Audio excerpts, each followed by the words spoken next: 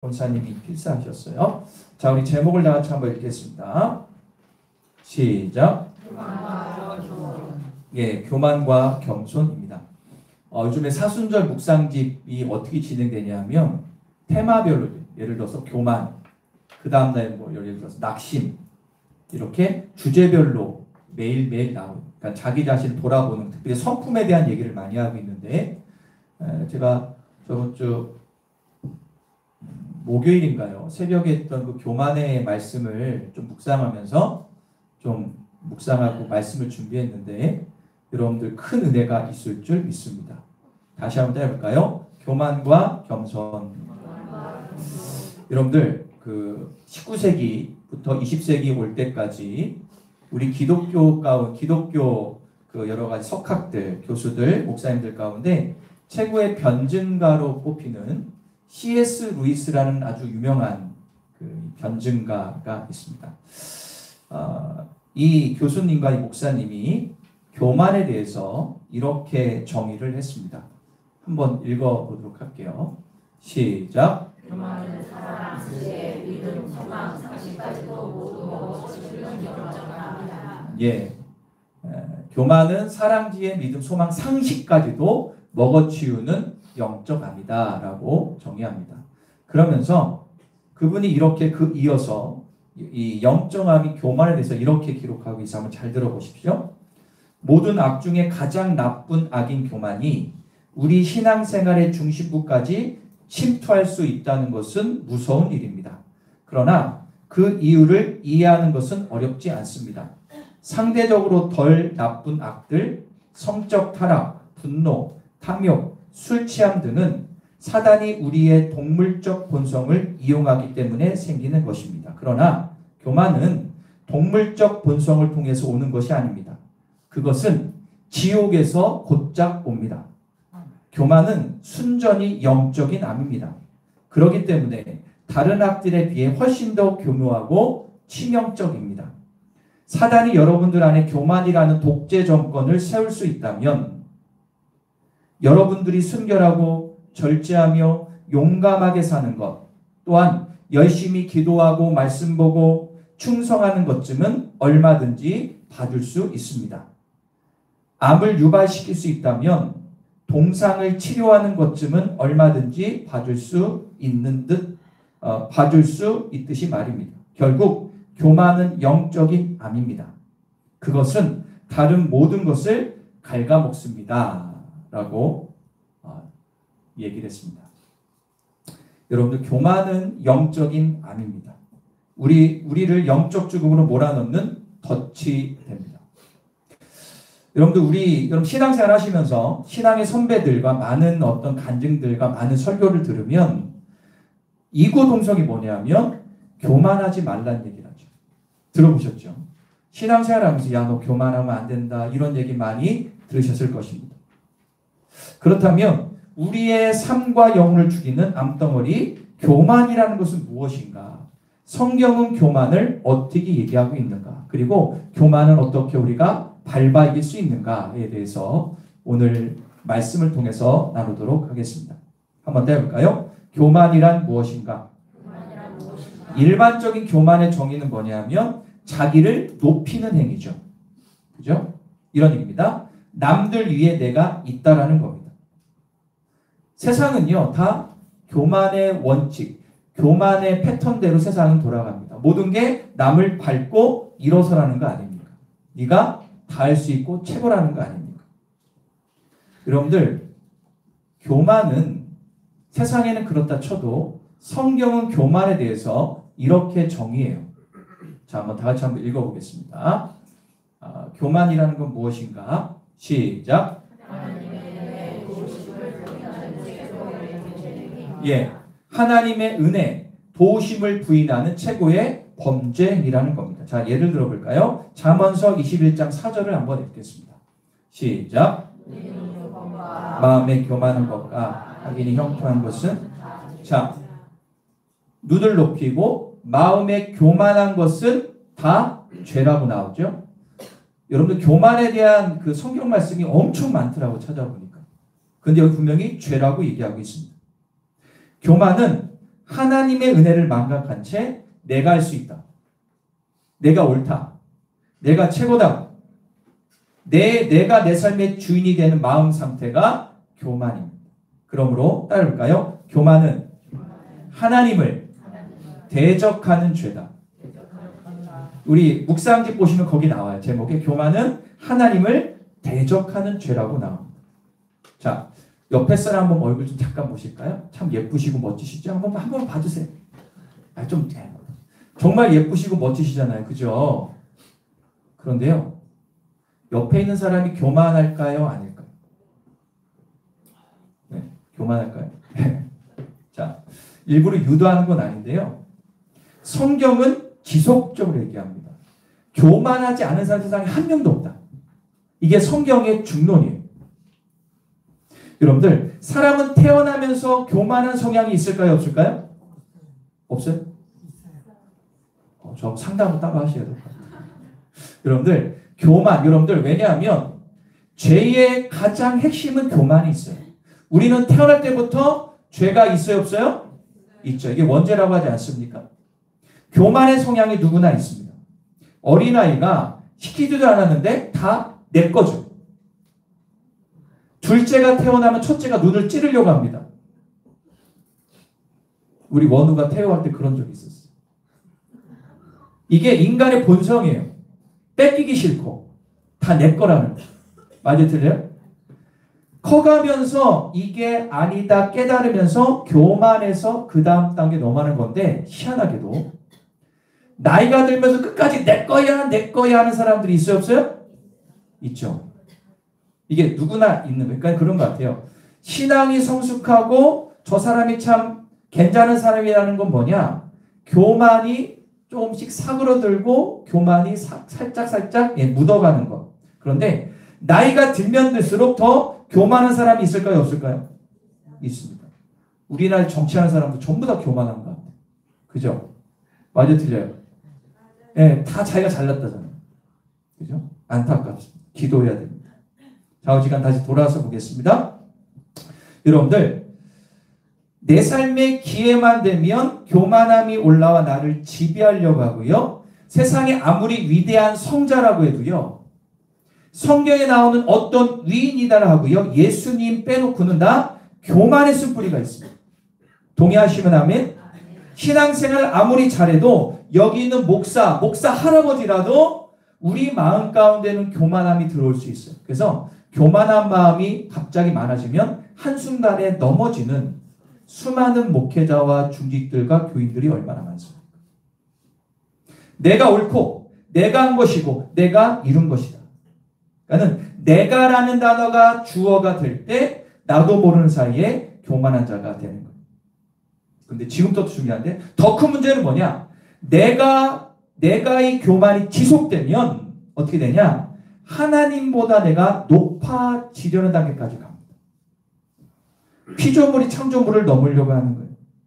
자, 성경 예를 들까요? 여러분들, 루시퍼라고 들어보셨어요? 네. 루시퍼는 사단의 우두머리죠. 그런데 원래 루시퍼가 사단의 우두머리인데, 원래 루시퍼는 뭐 했던 존재입니까? 천사였죠.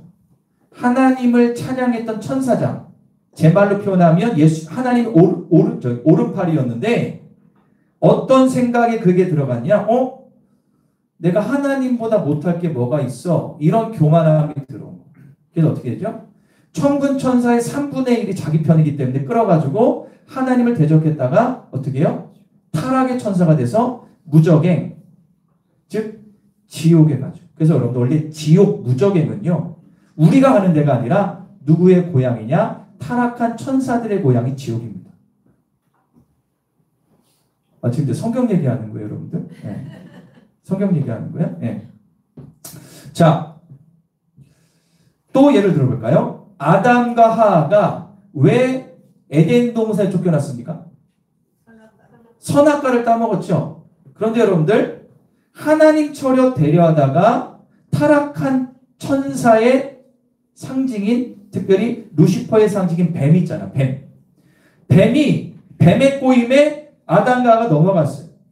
뭐라고 하죠? 야, 너 선악과를 따먹으면 누구처럼 된다? 하나님처럼 돼. 그 말에 넘어와가지고 하와가 따먹고 남편도 줬잖아. 그게 어떻게 되죠?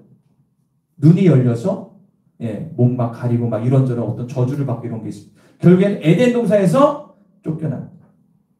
이거 말고도 성경에 나오는 많은 인물들과 사건들을 통해서 하나님보다 높아지려는 것, 그게 교만의 최고봉이에요. 그래서 성경은요, 교만 얘기로 가득해요. 그래서 사단은 어떻게든 우리를 어떻게 만들려고? 교만하게 만들려고. 즉, 하나님처럼 하나님보다 높게 마음을 가지려고 온갖 유혹을 다해서 우리를 넘어뜨리려고 합니다. 그래서 교만은 하나님을 대적하는 최고의 죄가 교만입니다. 두 가지로 나눠 생각해 볼게요. 교만은 관계에 있어서 생각할 수 있는데 첫 번째는 뭐냐 될까요? 하나님과 나 사이에. 하나님과 나 사이에 교만이라는 게 들어갈 수 있습니다. 하나님은 교만하지 않으신데 내가 교만한 게 문제죠. 자, 잘 들어보세요. 하나님과 나 사이에 어떨 때 교만하다고 할 수 있을까요? 저는 단언컨대 딸까요? 불순종하는 것. 불순종하는 것은 교만의 핵심입니다. 하나님의 말씀대로 살지 않는 것도 교만한 것입니다. 자, 말씀대로 살지 않고 불순종하는 것은 하나님이 내 삶의 주인이에요? 아니에요? 아니라는 겁니다. 내 삶의 주인은 내가 되는 거죠. 내가 하나님 말씀 위에 있다는 겁니다. 그래서 어떤 분은 저한테 그런 얘기를 하는 분을 제가 옛날에 봤어요. 아니, 저는 교만하지 않아요, 목사님. 예배도 열심히 드리고 봉사도 하고 저는 법 없이도 살 수 있고 물질도 잘 내고 기도도 열심히 하는데 저는 교만하지 않습니다라고 얘기하는 사람을 본 적이 있습니다. 그 사람이 교만한 거예요. 여러분들 잘 생각해 보세요. 여러분들의 삶에서 말씀에 순종하고 살고 있습니까? 말씀도 내가 원하는 말씀만 순종하고 내가 싫어하는 말씀은 불순종하고 있지 않습니까? 저를 이거를 어떻게 얘기하다 할까요? 말씀을 쇼핑한다. 말씀을 쇼핑하는 사람들이 많아요. 이런 거죠. 여러분 쇼핑 가면 어떡하죠? 진열대가 있는데 그중에 내가 원하는 것을 바구니에 담잖아요. 여러분들 말씀은 쇼핑하는 거예요? 다 먹어야 되는 거예요? 그런데 요즘 현대 그리스도인 말씀을 쇼핑해. 내가 할 수 있고 내가 좋아하는 것을 막 기도하면 축복 줄 거야. 아멘. 막 이것만 계속 그런 것만 먹어. 그런데 자기가 힘든 뭐 십자가를 줘라. 회개해라. 너 물질 내야 된다. 뭐 이런 얘기하면 뭔가 그거는 나의 마음에 담지 않아. 진짜 교만한 사람. 말씀에 순종하지 않는 신앙의 열심은 자신을 더욱더 교만하게 만드는 겁니다. 제가 이런 얘기하면 좀 그렇지만 제가 감히 말씀드리는데요. 신학대 가면 교수님들이 많아요. 그죠? 저도 교수님한테 이제 신학을 배우고 또 성경만 했는데 제가 돌아보니까 교수님들도요. 자기 분야에서만 많지 다른 분야는 잘 모르시더라고요. 그리고요. 가끔씩 보면 똥꼬집 있는 교수님들이 있어요. 분명히 틀렸는데 인정하지 않고 자꾸 주장해요. 여러분들 어떤 분야의 권위자가 된다는 것은 교만이 아니라 겸손해야 권위자가 되는 거예요. 제가 옛날에 존경하는 목사님 한 분이 딱 그분은 어떤 분이냐? 그분은 어떤 모임을 가거나 나이가 많으신데 어딜 가거나 맨 앞자리에서 자기보다 아들뻘 되고 조카뻘 되고 그런 목사님의 설교를 너무 집중해서 들으세요.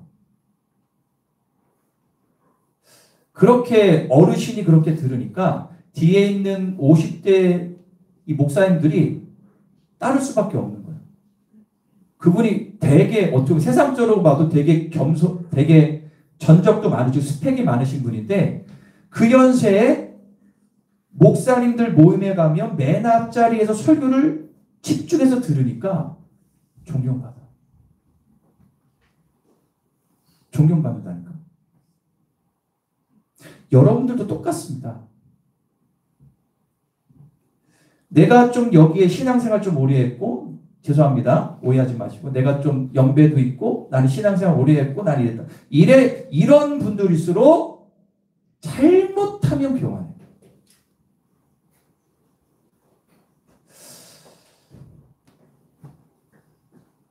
따라해볼까요? 말씀의 불순종은 교만으로 가는 지름길이다. 할렐루야. 여러분도 언제나 아멘으로 말씀을 받으시길 축원합니다. 또한 잘 나갈 때, 좋은 일이 생길 때 교만하기, 예를 들어서 갑자기 사업이 잘 되고 좋은 직장 취직하고 자녀가 잘 되고 뭐 이렇게 되면 겉으로는 아유 집사님 좋겠어 그러는데 아니에요. 하나님의 신 거죠. 그런데 마음속에는 내가 얘를 잘 키워서 그래. 그죠? 예. 내가 열심히 일해서 내가 돈 번 거야. 이렇게 내가 되는 교만한 마음이 들 때가 있습니다. 그리고 은근히 내세우는 사람도 많죠. 교만이 그 안에 들어오면 어떻게 됩니까? 서서히 말과 행동이 바뀌어요. 그죠? 아니 너 잘 된 거 아는데 자꾸 교만한 행동과 말이 나오면 어떤 얘기가 들리죠? 아유, 저 집사 조금 잘 되더니 교만해졌어. 이런 얘기를 듣는 거예요. 그래서 그런 얘기를 듣는다니까.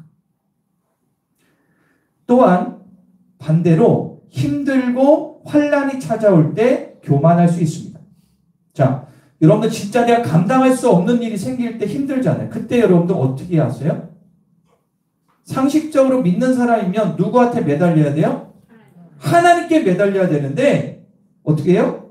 사람 찾고 내가 해결하려고 하고 좀 힘 있는 사람 찾아가지고 빌 붙어가지고 해결하려고 하고 이런 사람이야말로 하나님의 능력을 믿지 않고 높아지려는 교만한 사람임을 우리는 분명히 알아야 됩니다. 하나님께 의탁하면 될 일을 내 힘으로 하려고 발버둥 치니 잘 될 리도 없고 힘만 들고 신앙만 떨어진다. 그 다음으로 어떤 경우는 힘들고 문제가 발생할 때 말로 죄를 짓는 분들이 있습니다. 이런 겁니다. 내가 얼마나 주님을 잘 섬겼는데 내가 왜 이렇게 돼야 돼 지금? 내가 얼마나 교회에 충성해 내가 왜 이렇게 돼야 돼? 입으로 불만불평하는 분이 있습니다. 죄송한 이것도 교만한 거. 하나님이 절대로 하나님 여러분들 힘들게 하려고 하는 분이 아니에요. 시험, 테스트하는 분이라고. 이걸 인정하고 끝까지 믿고 나아가면 반드시 열릴 줄 믿습니다. 야고보서 1장 5절 뭐라 합니까? 야, 네가 뭐가 지혜가 부족하니 그러면 꾸짖지 않는 주님께 구하면 주신다고 약속하고 있습니다. 그런데요, 간절히 구하지도 않아. 그리고 말씀대로 살지도 않는데 지금 상황에만 해서 막 투덜거려. 이걸말로 교만한 거 아니에요? 네. 아니, 간절히 구하지도 않아. 말씀대로 살지도 않으면서 원망하면 이거 진짜 교만한 거죠. 내 인생에 잘 나가고 힘들고 어려울 때도 교만은 어떻게든 나의 삶의 중심으로 비집고 들어와서 죄를 짓게 하고 주님을 멀어지게 함을 기억해야 됩니다. 할렐루야. 그러므로 따를까요? 하나님과 나의 관계, 주님 바라보고 십자가 바라보는 시간을 가지셔야 됩니다. 두 번째로 사람과 사람과의 관계에 교만함이 있을 수 있습니다. 이게 정말 실제적인데 한 가지 말씀드릴게요. 사람과 사람 사이의 교만함은요, 이런 겁니다. 나는 맞고 너는 틀리다는 거예요. 그리고 사람 간의 교만함은요, 따를까요? 비교의식에서 출발한다. 비교하다 보면 반드시 교만해집니다. 자, 이런 사람의 특징은 남의 말을 듣는 것 같지만 안 들어요. 그리고 싸우기도 합니다. 듣는 것 같은데 결국 내 생각대로 하고요. 조금 심하면 상식조차 통하지 않는 사람도 있어요. 믿음의 말은 잘하는데 믿음의 행동은 가끔씩만 하는 사람도 있습니다. 집에서 지인들과의 모임에서 자신의 교만함을 드러냅니다. 교회에서도 감추려고 하지만 얘기하다 보면 내 마음에 들지 않는 의견이나 문제가 터졌을 때 말과 행동으로 자신의 교만함이 드러날 때도 있습니다. 이런 분들이 왜 그러냐면 자기 논리가 이런 거예요. 따라볼까요? 내가 옳다. 나는 잘하고 있다. 아주 크게 보세요. 여러분들 얘기잖아. 자, 나는 괜찮다. 나는 얘보다 낫다. 내 생각이 옳다. 이게 깔려 있는 거예요. 계속 부딪히고 싸우는 거 아닙니까?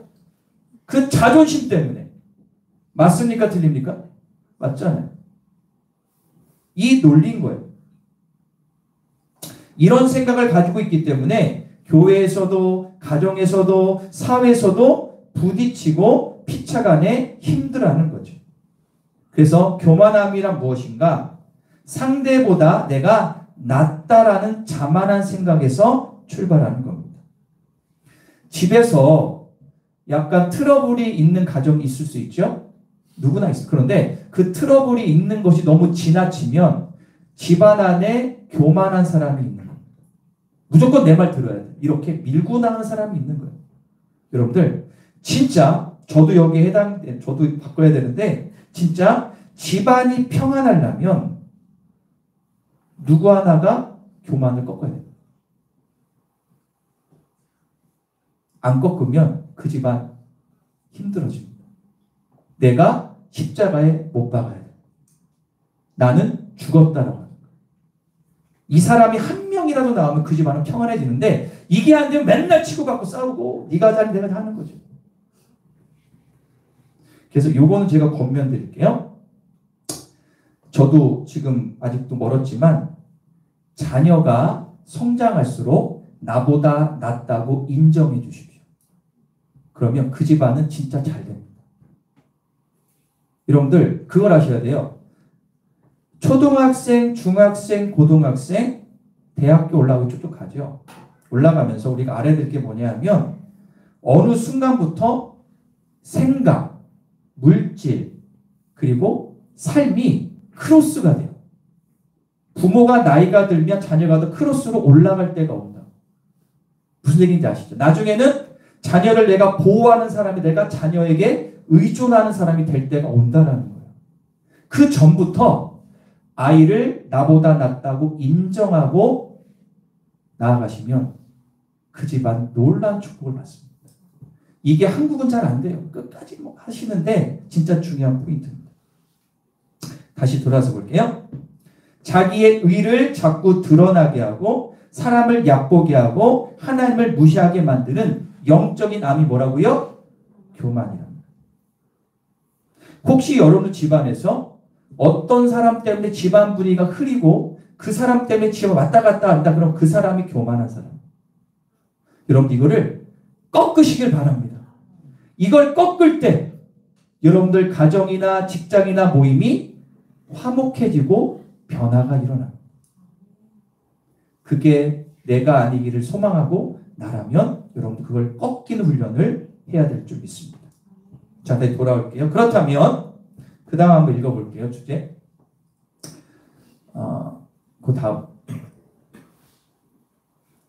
그 다음.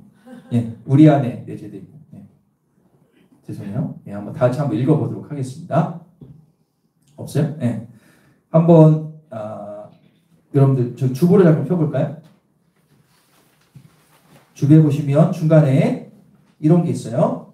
빌립보서 2장 3절 우리 안에 내재하여 사라지지 않는 교만의 성품을 어떻게 대처하고 내 삶 가운데 힘쓰지 못하게 할까? 자, 그러면 이 교만을 어떻게 내 삶에서 힘쓰지 못하게 할 수 있을까라는 거죠. 자, 그게 오늘 본문의 답입니다. 빌립보서 2장 3절입니다.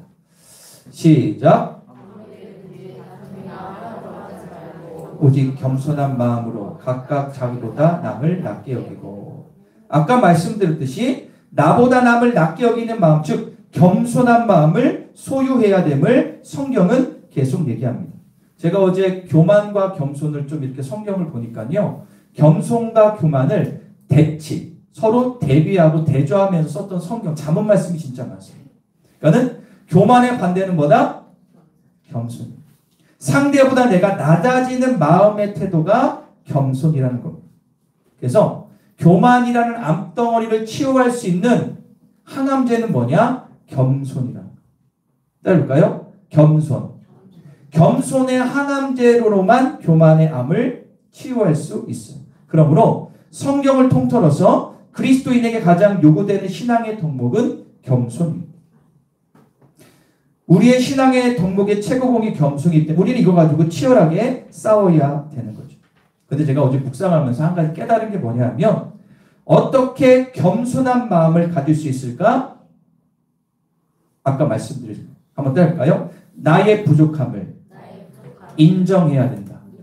이거를 인정할 때 겸손이 출발하는 거예요. 내가 성경 많이 알고 새벽 예배 드리고 11조 많이 이게 아니에요. 내가 부족하구나. 이거를 인정하는 게 겸손의 출발이에요. 인정해야 돼. 인정. 교만하다는 사실을 깨닫는 거죠. 그래서 바울은 이렇게 얘기했습니다. 갈라디아서 2장 10절 한번 읽겠습니다. 시작. 내가 사는 것이 아니요 오직 내 안에 그리스도께서 사시는 것이라. 이제 내가 육체 가운데 사는 것은 나를 사랑하사 나를 위하여 자기 자신을 버리신 하나님의 아들 믿는 믿음 안에서 할렐루야. 이게 바로 우리 그리스도인의 신앙 선언문이잖아요. 너무 중요한 말씀이죠. 예, 이거 핵심 뭐냐? 그리스도와 함께 내가 십자가에 뭐 했다? 못 박혀. 나는 죽었다라는 거예요. 나는 죽었다라는 거예요. 겸손의 본체이신 예수님이 내 삶의 주인이 되신다. 할렐루야. 나의 자아가 성령의 능력으로 완전히 교만이 잠식하게 되는 것. 그래서 겸손은 낮아짐입니다. 겸손은 십자가에 내가 죽음으로 낮아지는 것입니다. 할렐루야. 여러분들 시어머니하고 며느리가 있었습니다. 그냥 예입니다. 시어머니 며느리가 있었는데 이 시어머니가 누구에도 말로 줘본 적이 없는 내공이 엄청난 그 시어머니가 있었어요. 말빨이 세서 주변 사람들이 다 그 어머니에 대해서 멀리하고 얘기를 잘 안 했답니다. 그런데 그 집안에 똑똑하고 지혜로운 며느리가 들어왔습니다. 많은 사람들이 뭐라고 했냐? 야, 저 며느리 죽었다. 그런데 어찌된 일인지 몇 년이 지나니까 그 시어머니가 조용한 겁니다. 그럴 뿐이 아닌데 사람들이 이상하게 생각했는데 변화가 있던 거죠. 이유는 이렇습니다. 이제 며느리가 집에 들어왔을 때 이 시어머니가 벼르고 벌렸습니다. 며느리는 처음부터 꽉 잡지 않으면 나중에 큰일 난다고 생각을 하셔가지고 초장부터 잡으려고 좀 강하게 나가셨어요. 그래서 시집살이를 시켰어요. 생트집을 잡고 모욕까지 줬습니다. 예. 며느리는 전혀 잡히지 않았습니다. 왜냐하면 며느리는 이 시어머니가 어떻게 하든 시어머니 밑으로 내려가는 말을 했습니다. 예를 들면 이런 겁니다. 시어머니가 느닷없이 이렇게 합니다. 야, 너 친정에서 그거밖에 못 배웠냐? 야, 이거 큰일 날 일이죠. 이건 예입니다, 그냥. 생집을 잡았는데 이거에 대해서 며느리가 이렇게 대답을 해요. 어머니, 제가 아무리 친정에서 배웠다고 했어도 시집 와서 어머니에게 배운 것이 더 많아요. 모르는 것은 자꾸 나무래 주시고 가르쳐 주세요. 어머니 웃으면서 얘기하는 거예요. 그러니까 시어머니가 이게 아닌데? 또 한 번 이렇게 합니다. 야, 너 대학도 나왔는데 이것밖에 못해? 엄청나게 모욕을 줬어요. 그런데 이 며느리가 이렇게 웃으면서 얘기합니다. 예, 어머니 요즘에 대학 나온 애는요. 옛날에 초등학교 나온 것보다 못해요. 어머니 가르쳐 주세요. 이렇게. 모든 일에 이렇게 해버리니까 이 시어머니가 이건 아닌데? 이런 생각을 하게 되는 거예요. 그래서 오히려 어떻게 되냐? 불안하고 피곤한 것은 오히려 시어머니 쪽이 된 거예요. 사람이 그렇습니다. 저쪽에서 내려가면 이쪽이 불안한 겁니다. 이쪽에서 내려가면 반대로 저쪽이 불안하게 되는 겁니다. 그러니까 먼저 내려가는 사람이 결국엔 이기는 겁니다. 성경은 이거를 얘기합니다. 먼저 내려가라. 먼저 네가 모질람을 인정하라. 그러면 이기려는 자가 지게 돼 있습니다. 그래서 시어머니가 결국엔 이렇게 얘기합니다. 얘야, 이제 네가 알아서 다 해라. 시어머니의 권위와 힘으로 며느리를 잡으려 했지만 며느리가 겸손함으로 내려가니 아무리 어른이라 해도 겸손은 이길 수 없다는 사실. 여기 이뿐일까요? 가족, 모임, 교회, 나의 구역, 학교, 상사, 사업처 다 똑같이 적용됩니다. 저는 바라건대 이번 시국을 통해서 이런 겸손한 자가 많이 나왔으면 좋겠어요. 할렐루야. 그리고 우리 교회에도 여러분들 가정과 직장과 사업에도 이런 겸손한 자가 넘쳐나기를 축원합니다. 그게 누가 돼야 돼요? 내가 돼요. 한번 따라해볼까요? 내가 되자. 저를 따라해요. 이렇게 따라하세요. 내가 겸손해야 된다. 할렐루야. 내가 하는 겁니다. 옆에 있는 남편, 아내, 자식, 부모가 아니라 내가 하면 가정과 직장과 교회는 변화되는 거예요. 자, 베드로전서 5장 6절 정확히 보겠습니다. 시작.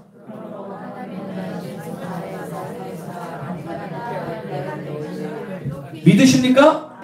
네가 아래로 내려가면 때가 되면 내가 나를 높여주는 것은 주님이 하시는 일이에요. 내가 내 힘으로 하면 반드시 나중에 꺾이고 나중에 비참하게 되는 거예요. 이 말씀을 믿으시기를 축원합니다. 겸손하면 때가 되면 내가 너를 높여주겠다. 자, 마태복음 23장 12절도 이렇게 말씀합니다. 시작.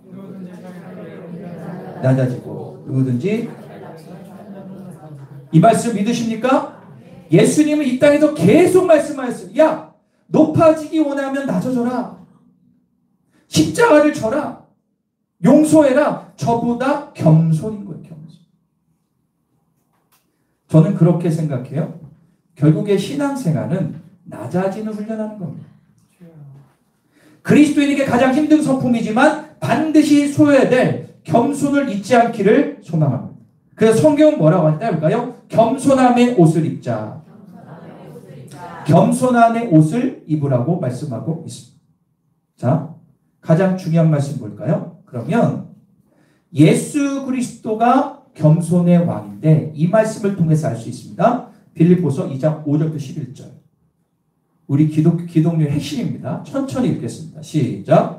너희 안에 이 마음을 품으라. 곧 그리스도 예수의 마음이니 그는 근본 하나님의 본체시나 하나님과 동등됨을 취할 것으로 여기지 아니하시고 오히려 자기를 비워 종의 형체를 가시사 사람들과 같이 되셨고 사람의 모양으로 나타나사 자기를 낮추시고 죽기까지 복종하셨으니 십자가에 여기만 봅시다. 이 8절 이게 바로 하나님의 아들 예수 그리스도의 겸손의 극치입니다.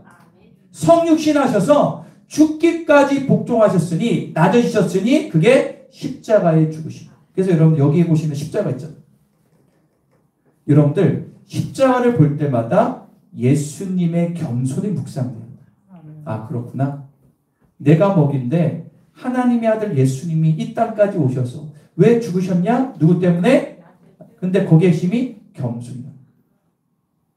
저는 겸손의 보혈을 우리의 영혼 가운데 발려야 될 줄 믿습니다. 할렐루야. 예수님이야말로 겸손의 극치를 보여주신 겸손의 왕입니다. 그러므로 지금 우리가 사순절을 보내고 있지 않습니까?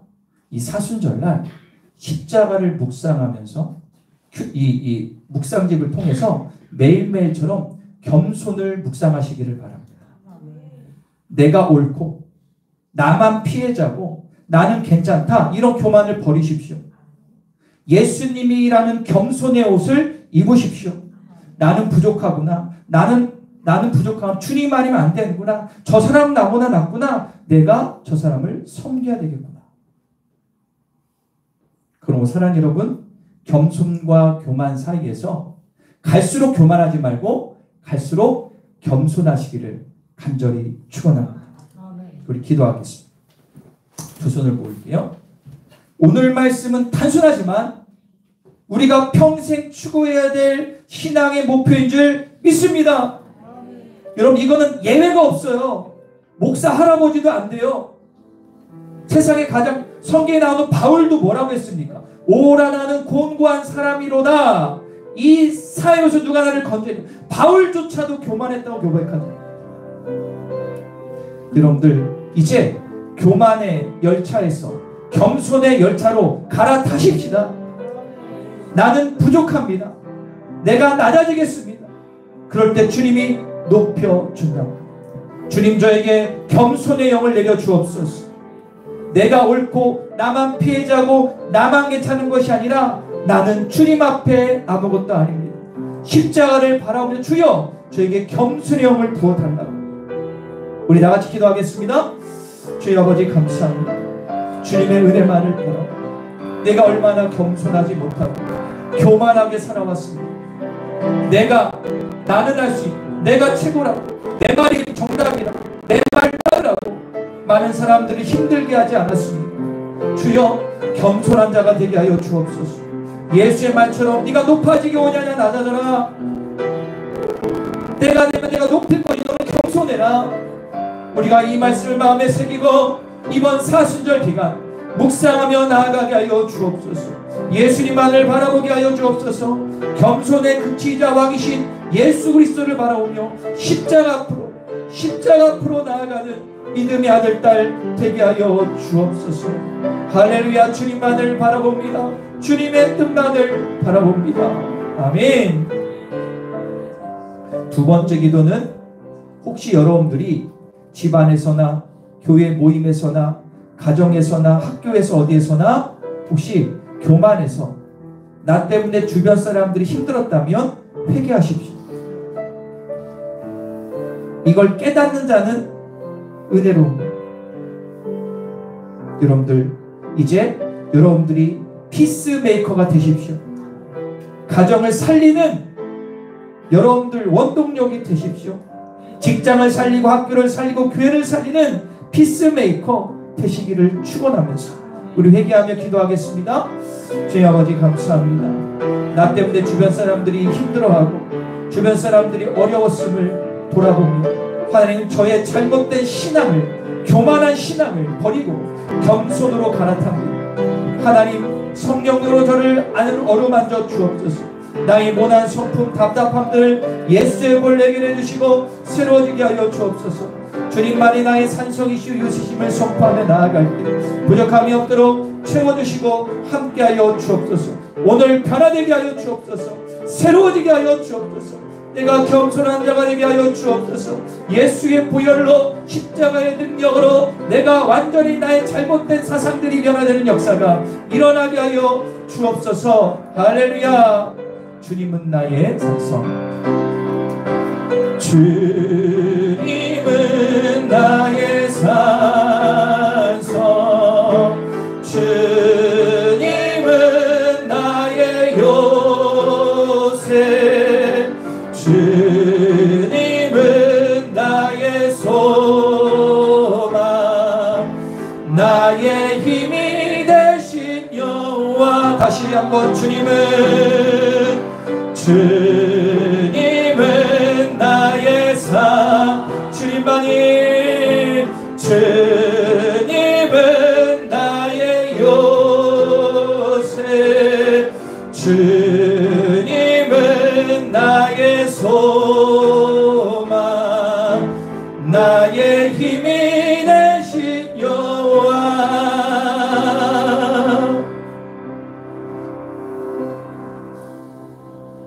주님이 말씀하셨습니다. 나를 따르려거든 자기를 부인하고 내 십자가를 져라. 바로 겸손하라는 뜻입니다.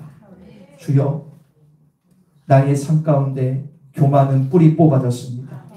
겸손의 옷을 입었습니다. 이제 내가 십자가에 죽었습니다. 나는 없습니다. 주님이여 내 속에 주인 되어 주옵소서. 그동안 내가 주인 되어 내가 할 수 있고 내가 모든 것이 가능하고 내가 최고고 이런 잘못된 신앙들이 완전히 예수의 보혈로 완전히 박살나게 하셔서 무너지게 하셔서 이제 예수가 주인 되어 진정한 믿음의 삶, 기쁨의 삶, 감사의 삶을 살게 하여 주옵소서. 사순절 기간 통하여 매일매일 묵상집을 통하여 주님 만나는 복된 시간 되게 하여 주옵소서. 감사 찬양 드리며 예수님의 이름으로 기도합니다.